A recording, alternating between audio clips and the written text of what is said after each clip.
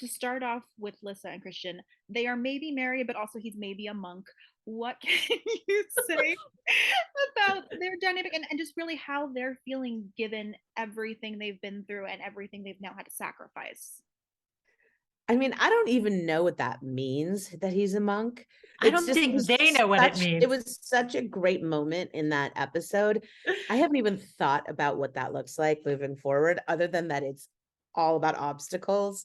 Like I don't know, does he have to be one of those creepy guys with the face mask now? Like what does his life look like? I have no idea. So almost as a fan of of this storyline, I'm dying I've to actually see what I've happens next. actually thought a lot about it because I was because I really wanted them not to have I wanted them to have not realized that they'd actually completed the marriage ceremony without knowing it.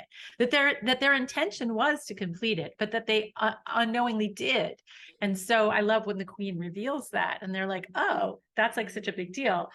And then I was like, "Well, uh-oh, now what do we do?" And so you're like, "Oh, well, you need that obstacle." But also it kind of makes sense given the reader, the guy who speaks with Irene and understands the history. And he's the guy who cracks the code to figure everything out because that's that's actually what somebody in that life would be doing too. So it just is interesting. And yes, it's more obstacles um, that are fun, that are, crazy and fun obstacles, and they have to kind of figure it out. And it's a Byzantine world they live in. So I'm sure there's a lot of hoops they'd have to jump through for him to not be a monk and or them not to be married or whatever they would do down the line. But Does one supersede each other? Like, does marriage trump monk? Like, has that been that debate yet as to what is the whole that I think that would be the debate. I think it would be like, well, this book says this and this book says this, and under current law, this, and like, where are we now? And they're separated for so long or not separated. What's it going to be? So anyway, there's a lot of fun to be had with that. And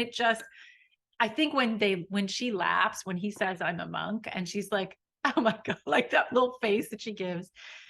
I feel like when we've seen that beautiful, beautiful episode that Julie directed and a beautiful scene in episode 108 of their breakup, and she says, "When I marry you, I want it to be these things." Like they're really pretty committed. So in that moment, I think they both see this as an obstacle and not as a deal breaker. They're like, "Well, here's another thing that's just come between us. I guess we'll figure this out too."